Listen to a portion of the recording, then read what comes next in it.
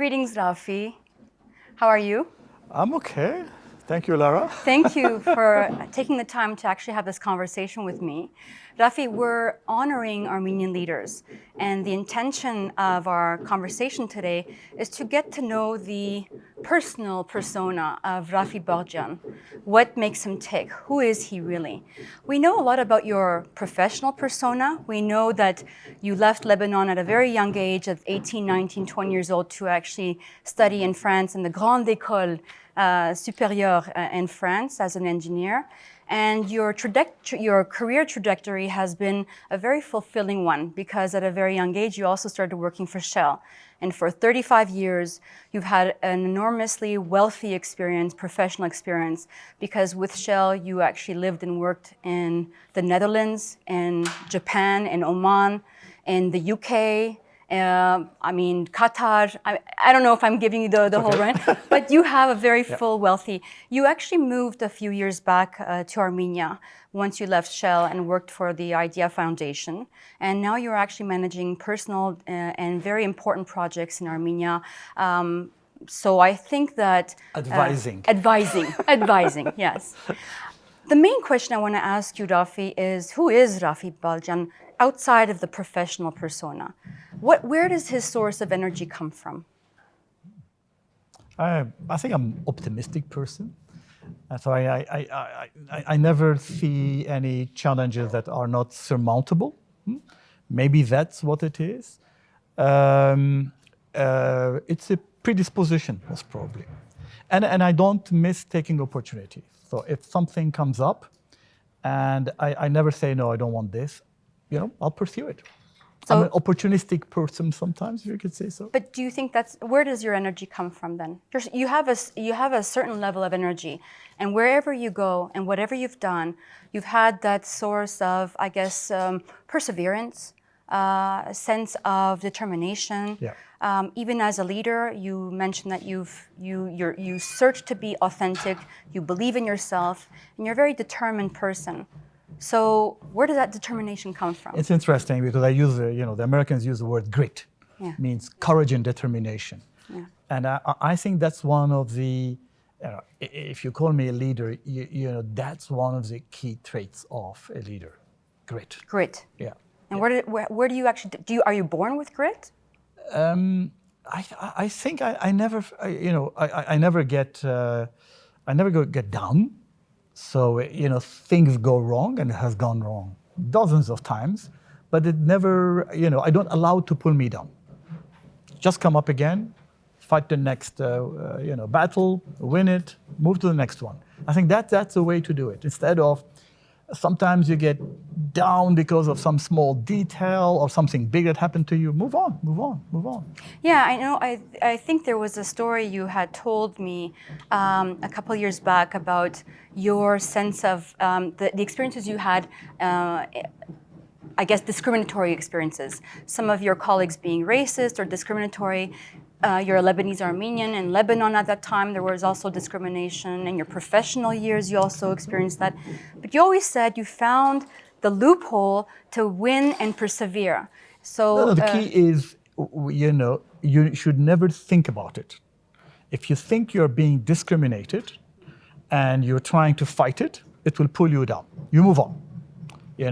I know there was, sometimes I even noticed it after the event that I was discriminated. So, because there's some people get so much bogged down into, they bypassed me, it's prejudice and so on. Move on. If you think and it drags you down. Some people get dragged down because, they happened. Nope. Yeah. Move on. Yeah. Fight the next one. Because everybody gets discriminated. Even as I said, the Dutch, inside Holland against the Dutch. But if you get absolutely pulled down by I may not be of the right language or the right tribe, who cares? Move on. So let's take a turn towards a bit of your past. What's your earliest memory of the Armenian genocide? We spoke about this before in different conversations. You have some very interesting nuggets of stories. What is your earliest memory of the genocide? So the memories come from my grandparents. mainly my grandfather from Tell me about that. father's side. So they, first, of course, my father's father, was in Marash when 15,000 were being butchered, to say so. He fled with the French army. He joined the French army and left. So he had so many stories and wrote a book. I wrote a book about it and made me, check it and so on. So I knew the details by being 8, 9 years old. He would tell you these stories. No, because I would read his pages, while he was typing. So that was my father's father. Your father's father, who was Monsieur Joseph. Monsieur Joseph, yes, Monsieur because Joseph. he was French. From Marash. From Marash, French educated, used to call him, because of the French connection. On the other side, my mother's father, of course, what was most important is that his brother, Kevork Vishabyan, was one of the few hundred people who were, let's say, taken to prison on the 24th of April, 1915. He was one of the Armenian leaders. And after 2 months, they hung him in front of his wife who was pregnant. So that story marks you, even if you don't think too much about it. And when I used to go to see my grandfather, maternal grandfather, there was this big picture of Kevork Vishabyan, his brother. He was so proud of his brother. He died for for Armenia, and he was in a genocide. So that indirectly marks you. And I mentioned to you last time that one thing which was very interesting about 24th of April, we had a calendar at home, and you turned all the pages. When 24th came, it was black. But you were very young when you remember that image. Very young, and it was, I think you got that out of me, and it was there in the back of my mind. But suddenly I noticed, yes, I used to really turn the pages. Everything is white, and then the date's written in black. 24th of April, it's black, and the date 24 is written in white in the middle. So, yes, I remember that. You were saying you were 6 or 7 years old, and you remember that image of the calendar on the wall. And why you remember that? Because you could not reach the calendar of that dark day. But, I'm going to go back to your grandparents, your grandfathers, both on your father and your mother's side. And they have a very interesting story, which actually, for me, I'm curious to know how their stories have maybe played a role or a major role in your professional or personal life. For instance, Yervant, who's your maternal grandfather, who was the brother of the Kevork Vishabyan, who was hung, one of the first people hung in Istanbul in 1915, and the wife having to witness this, he as the brother flees, gets to Greece, almost commits suicide because of the depression. Oh, wow. You remember that? I remember it, because these are all actually very important details that you told me. And sometimes we don't really pay attention to the stories that we had in our childhood that comes back to us.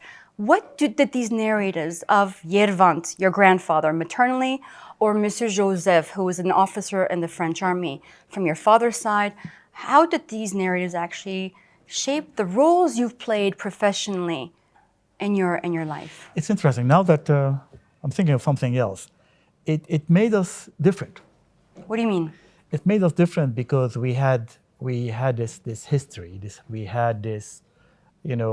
went through trauma. The grandparents. So, we had this legacy that came to us. I'm a second generation. This is my father and there's me. So thinking about this, and I cannot pinpoint. But there was no way not to succeed. You had to succeed. I mean, who told you this, that you have to succeed? No, it was innate. It comes, because if they survived, we should survive. You thought about this when you were actually younger, maybe university years? No. You thought about this when? No, never. I mean, when you were interviewing me, and then from time to time these things come up, but it's inside you. Yeah. It's inside you. It's part of who we are. It becomes part of us, our history. You have similar stories. Never interviewed you. One day. One day. Should be first to roll and dig about your grandparents. But it's so much there that when you look at what they went through, whatever you do is nothing. They survived. They nearly died, and they survived in a small number. So whatever you do is peanuts compared to what they did. So you keep doing. Yeah. You know, you mentioned something interesting about values as well. One part of the research that I had done was that a lot of the third, fourth generation descendants, especially those who became very successful in life, felt that some of their values had some connection to the values that their forefathers had, and they had inherited without knowing certain values. I don't know, for instance, empathy, being able to understand other cultures, other nationalities, being able to be determined, more perseverant, having a different sense of team building and people relations. You've worked with more than 80 nationalities. Oh, you got that. I got that. I mean, obviously there's something about what your grandparents probably have, or your parents actually brought with them. How much of the values you feel you've inherited from them, and what were they? I mean, in the formative years. Yeah. My Monsieur Joseph, paternal grandfather, father, I was with him nearly every day. We were in the same building. And it forms you. The formative years are really from 2 to 10, whatever. And he was he was, of course, in the French army, but he was also a translator and, of course, a deuxième bureau. He was a spy for the French, which suited him because, he would bring information from the Turks to the French. So all this automatically through, it rubs on you, I think, at a young age. And that's, where the formative years. And I never noticed it. It's just later on you realized, hey, he had to have this empathy to be able to move around between various cultures himself. And then since he was there in my formative years, how much of that rubbed in, or whatever. It's great you say about formative, because Henry Tashfeld developed the theory called social identity theory, social categorization theory. And a lot of that actually explains how a person's identity is shaped by the group membership that they have. And also the social learning theory, which is part of Banduras's theory, developing on what we learn through modeling of others. So your grandparents, if they were telling you these stories, how much of that is actually absorbed, even though you may not realize that. I'd like to ask you, I feel that there are, in many cases, as Armenians, as descendants of collective trauma, there are many of us that have some unresolved issues. We may not know that we have an unresolved issue, or we may never think about these kinds of things. Are there unresolved or unfinished issues that you think you may have? No, I never felt that. The only thing I felt when I retired from Shell, because when you're in Shell 35 years, you're working like 10, 12 hours a day, you're moving from one job to the other, from one country to the other. But when you finished with it, you're retired, then I realized for 5 years, I never did much for the Armenian community or Armenians. And when the opportunity came here, that was a God-sent opportunity to come here and then to work at the foundation and to really be part of the community and add value. So I've learned so much. How do you feel you're adding value? So I love to pass on my experience. So I do lectures. I've written a book which I cannot publish, but I tell stories. I do it at various events here and around the world. I've done it also in Washington and in Moscow. I lecture. So I have these 45 learnings from my 35 years in Shell. I gave a lecture to AUA just about 10 days ago, to the Leadership Academy 2 weeks ago. So it's getting this very young Armenians, and I'm so proud of this. My view about this young generation, which is somewhere between 22 and 35. My God, they're so good, so much energy, compared to. And I don't want to blame the older generation. They lived through hell. Soviet Union, the 90s, so they don't have that capacity to learn as the new generation who went to good universities. And for me to pass on all the learning from all around the world and make them more worldly is so much fun. And I lecture, and I tell them, I lecture for the questions they ask me, not for the stories I'm going to tell them. Right. I want to see how they feel, and I want to challenge them. And they are sponges. I love that. And that's why one of the reasons I'm here also. Do you feel like this was a great way to close the loop of your career? Absolutely. To be able to, even though you never thought about moving to Armenia, No, you never no, thought about having some kind of an imprint in this part of the world because you traveled so much. I mean, like somebody at CivilNet said, this was a theme park. I came to Armenia twice a year, good food, going around, and then feeling good. You do a bit of this and that. But coming here and living here, fully, and then iterating with everybody and trying to bring what I learned in 35 years, it's such a pleasure. Oh, I'm so lucky, I should say also. We're lucky to have you. Rafi Jan, I'd like to know, for instance, I have a couple more questions. What does it mean for you to be an Armenian? It means different things for other people, but what is it for you? Fascinating. Oh, nobody asked me the question. It's a lot of things. So first is, as I mentioned, we don't come from a cushioned environment. I remember I've seen somebody in Holland, Armenia, who came to see us. He said, why I was not born here in Delft, for example. It's a beautiful place. Really cushioned, you have everything and so on. So we come with that. And I think the other thing, so we have that, so that means we need to bring the energy to really, overcome a lot of things. The other thing is we are so proud of our culture. I mean, I pity those, and we have our neighbors, they have zero culture and they are building on other people's culture, which is us. And if I had no, culture of 3,000 years of Armenianness, I would feel lost. Lost. I mean, there's so much we have, our ancestors, and here, I mean, what Yerevan is now, 2,800 year plus something. Right, right. How much culture? And that anchors us. And it's sad for a lot of cultures, which we know. Our neighbors who came, that they have 500, 600 years culture, and they're trying to anchor themselves, and then live off other cultures. And one day, when they become, they realize what they're doing, and now most people won't, they would feel so backward. Mm-hmm. So for us, I'm so proud to have that heritage. So proud. We just need to make sure we live on with that heritage. And keep it. And fully, keep it, yes. Fully. Yes. And pass it on. And pass it on. So I'm so proud to say my son, who lived in 7 countries all around the world, studied in Washington, D.C., lived 6 years in New York, is here. He's been here for 2.5 years. He set up a company. He's just, I don't know how many people, 16 people going plus working for him. So that's passing on also. So if your grandfather Yervant or your grandfather Monsieur Joseph were alive today, what would they say about you? They'd be quite proud, of course. Yeah, proud? Sure.